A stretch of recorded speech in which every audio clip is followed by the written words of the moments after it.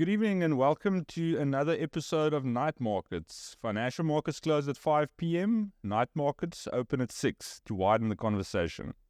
Each week I'll be giving you my perspective on what's driving markets as well as my point of view as a family office professional. My name is Jacobus Brink, the Chief Investment Officer and Head of Investment Research at SFO.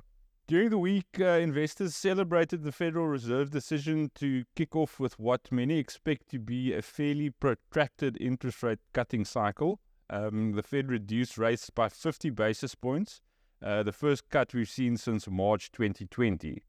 Large cap indices hit record highs once again, while small cap stocks, although rallying, still trail their previous peaks reached at the end of 2020. The Russell 2000 index remains about 9% below its all-time highs from November 2021. So before we get into markets and macro, let's just check in on the current situation in the Middle East. Geopolitical risks rose this week as tensions flared up between Israel and Hezbollah, leading to the most intense fighting in nearly a year. Israeli airstrikes targeted southern Lebanon, while Hezbollah fired rockets deep into northern Israel. The heightened conflict could weigh on investor sentiment in the weeks to come, particularly in energy markets and global equities. So while the conflict is still ongoing and remains fairly fluent, it currently hasn't had any direct impact on global financial markets, particularly in the equity space. However, it does remain a geopolitical risk to monitor closely. And then kicking off with markets and macro, starting in the US, as mentioned this week, the Federal Reserve announced that after its Wednesday meeting, they cut interest rates by 50 basis points. And this was pretty much what dominated market sentiment throughout the week. Futures markets were fairly split throughout most of the week on whether the Fed would cut rates by a quarter point or by 50 basis points. And in the end, the Fed opted for a 50 basis point cut. The first such cut since March 2020. This decision initially caused a minor decline in the S&P 500 as markets reacted to the larger than expected cut. But critics also do argue that the Fed acted too aggressively, pointing to strong economic data as a reason for caution. Retail sales rose by 0.1% in August, beating expectations, and weekly jobless claims also fell, hitting their lowest level in 3 months. Possibly indicating signs that the consumer remains more healthy than the market currently expected. Investors also found optimism in the housing sector, with building permits passed jumping by 4.9% in August, the largest monthly gain in almost a year. However, existing home sales unexpectedly fell by 2.5% during the same period, adding a mixed note to the outlook. During the week, the yield on the benchmark 10-year Treasury note actually climbed following the Fed's rate decision, reaching its highest intraday level since early September. And then looking at the markets, the Dow Jones lagged behind the more tech-heavy indices, finishing up the week by 1.36%, while the Nasdaq gained 1.5%.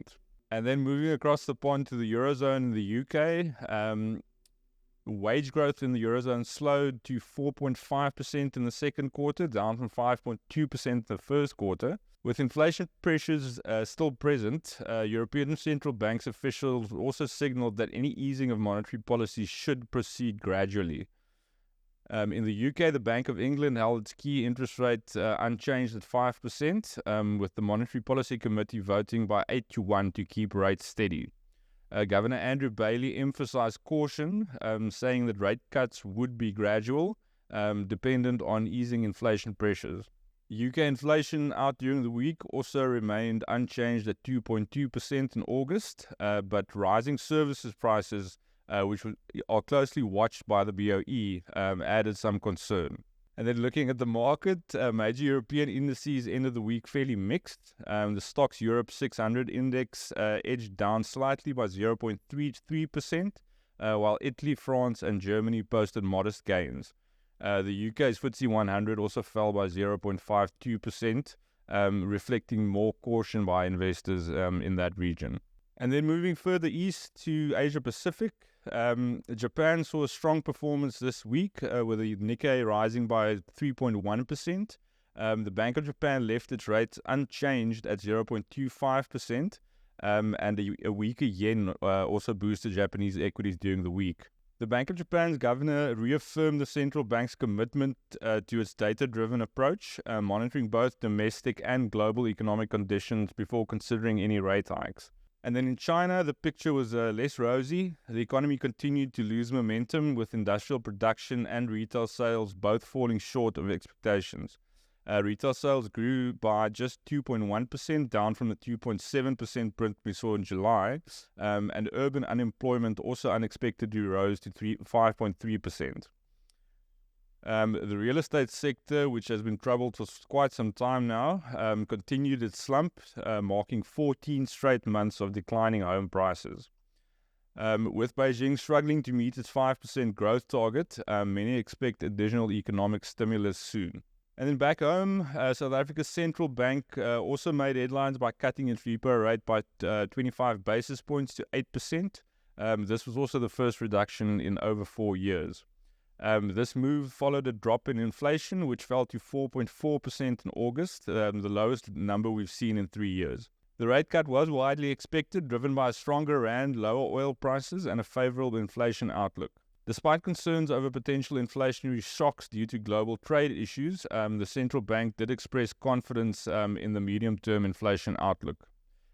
Consequently, the all-share index climbed by 2.26% for the week, while the rand also strengthened substantially against the US dollar to close at 17 Rand 45.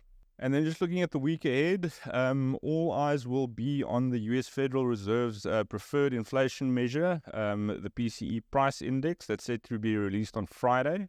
Economists expect the index to show a 2.5% year-over-year increase, offering more insight into whether price pressures are continuing to ease. Other key data to watch include the final reading of the second quarter GDP number, some consumer confidence numbers, as well as durable goods orders and new home sales.